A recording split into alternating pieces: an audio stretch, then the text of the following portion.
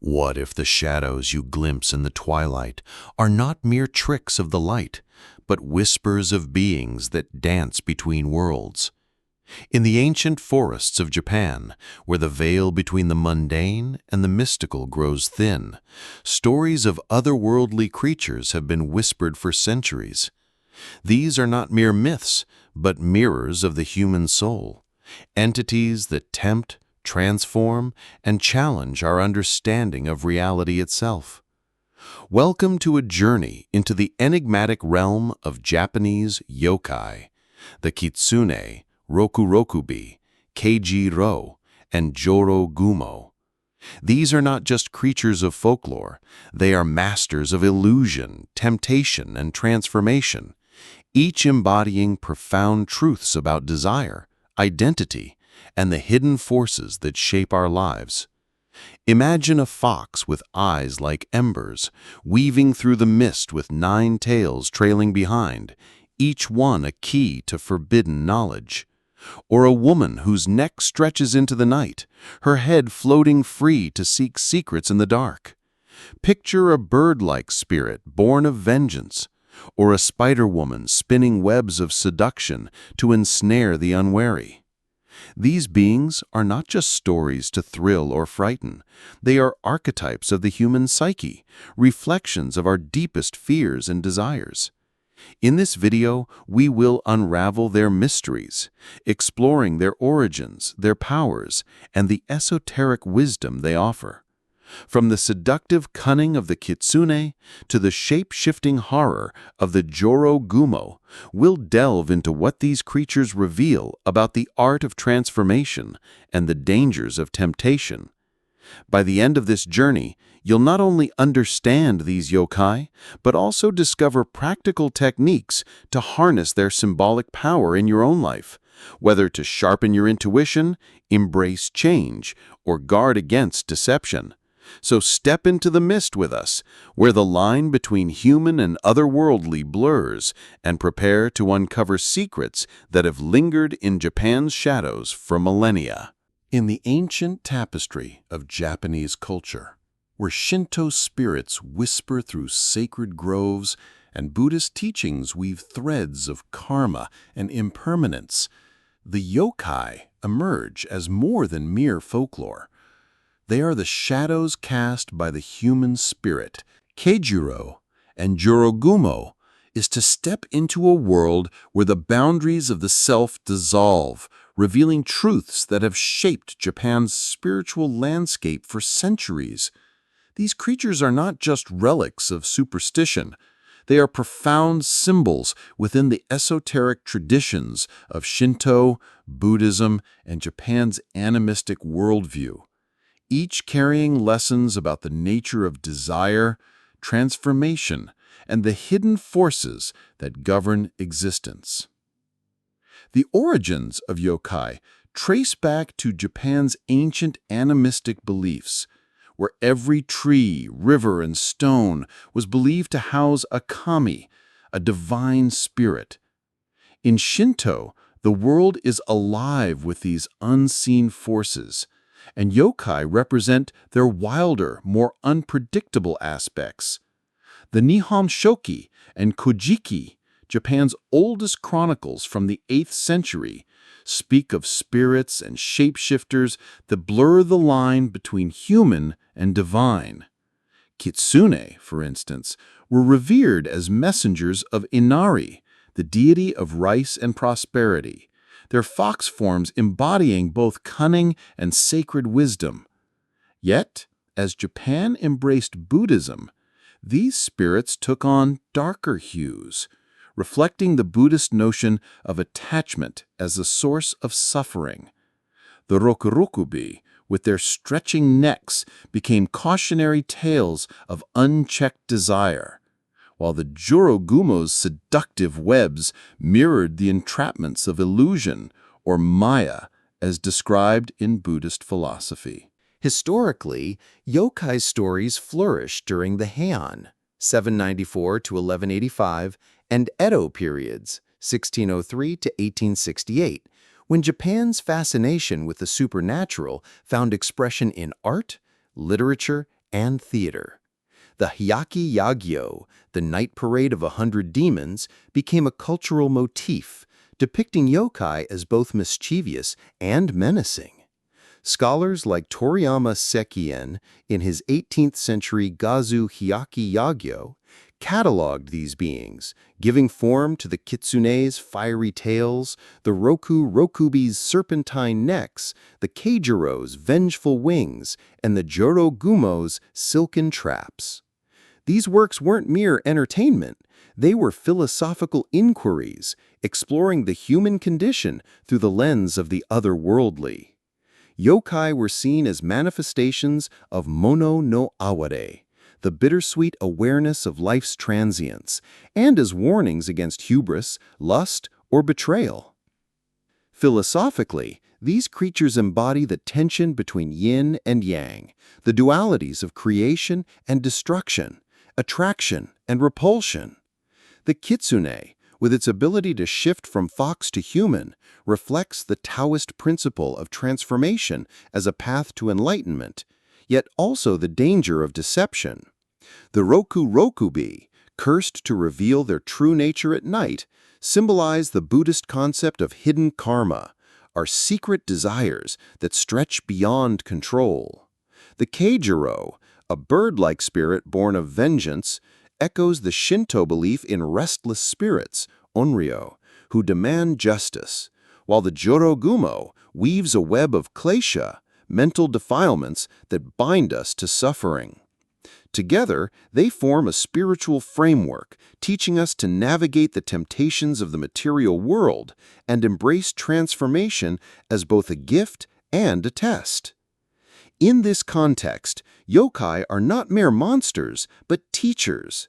They challenge us to confront our own dualities, our capacity for wisdom and folly, creation and destruction. As we explore their stories, we uncover practical wisdom, how to discern truth from illusion, how to transform our flaws into strengths, and how to resist the seductive pull of fleeting desires. These ancient beings, rooted in Japan's spiritual heritage, offer timeless lessons for those willing to peer into the shadows and listen. Imagine a fox with eyes like smoldering embers, its form shifting into a woman of unearthly beauty, her voice a melody that stirs the soul. The kitsune, or fox spirit, is a master of seduction, its history rooted in Shinto reverence and Buddhist cautionary tales. Since the 8th century, as recorded in the Nihon Shoki and Kojiki, kitsune have been tied to Inari, the deity of prosperity, their fox forms embodying both sacred wisdom and beguiling charm. By the Heian period, 794 to 1185, their shape-shifting prowess, often into captivating women, became central to their mythos. These fox spirits used their allure to tempt scholars, warriors, and emperors, drawing them into relationships that teetered between devotion and destruction. In tales like Tamamo no Mai from the 12th century, a nine-tailed kitsune, disguised as a courtesan, seduced Emperor Konoe with her beauty and intellect, her charm so potent it nearly unraveled his court. Her seduction was not mere lust, but a calculated dance, exploiting his desires for love and power until her true nature was exposed, leading to her exile. Edo period texts, such as Toriyama Sekien's Gazu Hyaki Yagyo, depict kitsune wielding kitsunebi to mesmerize victims, their illusions crafting dreamlike romances or forbidden trysts. These stories reveal the kitsune's seductive power as a dual-edged sword. Their relationships with mortals often begin with passionate promises, but end in betrayal or revelation, reflecting the fleeting nature of desire. The kitsune's lure is a mirror of human longing, tempting victims to surrender to passion while warning of the chaos that follows unchecked lust. Now envision a woman, demure by day, whose neck stretches into the night, her floating head seeking out secrets or lovers with a gaze that pierces the heart. The Rokudo Kubi, a yokai of concealed passion, emerged prominently in Edo period, 1603 to 1868 folklore. Their name, potter's wheel neck, evoking the sinuous extension of their necks. Toriyama Sekien's illustrations in Gazu Hyaki Yagyo portray them as women whose heads drift free, often to spy on or seduce unsuspecting men. Unlike the kitsune's divine allure, the Rokudo Kubi's temptation stems from their human facade, masking a monstrous truth tied to karmic curses or suppressed desires, particularly lust or jealousy. In Edo period Keidan, ghost stories, Rokudo Kubi often lured men with their beauty, only for their stretching necks to reveal their true nature, startling lovers or exposing hidden affairs. One tale describes a Rokudo Kubi whose head floated to her husband's mistress, her jealousy manifesting as a terrifying seduction that drove the rival to madness. These stories, popularized in Yomihon, illustrated books, and kabuki plays, highlight the Rokudo Kubi's ability to exploit human weaknesses, lust, curiosity, or trust, by presenting themselves as ideal partners, only to unravel relationships through their eerie transformations. Their seduction is intimate yet unsettling, as their drifting heads invade private spaces, symbolizing the invasive nature of desire that stretches beyond control. The Rokudo Kubi's relationships with mortals are marked by deception, reflecting societal fears of hidden passions and the consequences of lustful indiscretions. The Kitsune and Rokudo Kubi, through their historical tales of temptation, reveal the seductive power of yokai as both a lure and a warning. The Kitsune, with their divine charm, ensnare mortals in relationships that blur love and illusion, their stories cautioning against the fleeting nature of passion. The Rokudo Kubi, born of hidden desires, use their human guise to tempt and terrify, their transformations exposing the fragility of trust in the face of lust. Together, they weave a narrative of seduction that challenges mortals to confront their desires, setting the stage for the darker, more predatory allure of the Kejiro and Jodogumo. Picture a bird-like creature, its wings cloaked in shadow, its eyes burning with the fury of a wronged soul. The Kejiro, less commonly known than other yokai, emerges from Japan's oral traditions, particularly in regional folklore from the Edo period, 1603 to 1868. Often depicted as a bird woman born from the restless spirit, onryo, of a woman betrayed or abandoned, the Kejiro is a yokai of vengeance, its seductive power rooted in its ability to prey on human guilt and longing. Unlike the kitsune's calculated charm, the Kejiro's allure is raw and emotional, drawing victims into a false sense of redemption or intimacy before unleashing its wrath. In stories recorded in Kaidan collections, such as those compiled by Lafcadio Hearn in the 19th century, the Kejiro appears as a beautiful woman to men who have wronged their lovers, her voice a haunting melody that promises forgiveness. One tale speaks of a samurai who, after abandoning his wife, encountered a Kejiro in the guise of his lost love. Her tender words and familiar face lured him into a forest, where her form shifted into a monstrous bird, her cries piercing his soul as she exacted revenge. The Kejiro's seduction is a trap, exploiting the victim's remorse or desire for reconciliation. Edo period art, though rare for this yokai, depicts Kejiro with avian features, clawed feet or feathered hair, blending beauty with menace. Their relationships with mortals are fleeting and fatal, marked by a cycle of temptation, confession and punishment. The Kejiro's history reflects Japan's Shinto belief in restless spirits and the karmic consequences of betrayal, warning that lust and disloyalty can summon vengeful forces from beyond. Now envision a woman of mesmerizing beauty, her silk kimono shimmering like a dew-kissed web, her eyes glinting with predatory intent. The Jorogumo, or Spider Woman, is a yokai whose history traces back to Heian period, 794 to 1185, tales of supernatural creatures, though her prominence grew in the Edo period through works like Toriyama Sekien's Gazu Hyaki Yagyo. Believed to be a giant spider that transforms into a seductive woman after centuries of life, the Jorogumo uses her beauty to lure men, often lonely travelers or monks, into her lair. Her web is both literal and metaphorical, a silken trap that mirrors the Buddhist concept of Maya, the illusion of desire that binds the soul. In a famous Edo period tale, a young man encountered a Jorogumo near a waterfall, her allure drawing him into a passionate embrace. As he leaned closer, her human form flickered, revealing a spider's legs and a venomous intent, binding him in her web before devouring his life force.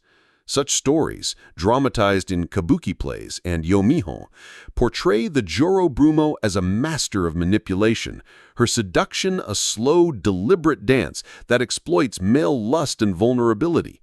Unlike the kitsune, whose relationships may offer glimpses of redemption, the Jorogumo's bonds are purely predatory, her victims reduced to prey. Sekien's illustrations depict her with spider-like features, extra eyes, or silken threads trailing from her fingers, emphasizing her dual nature. Her historical significance lies in her reflection of societal fears about female sexuality and deception, particularly in a patriarchal Edo society where women's allure was both coveted and mistrusted.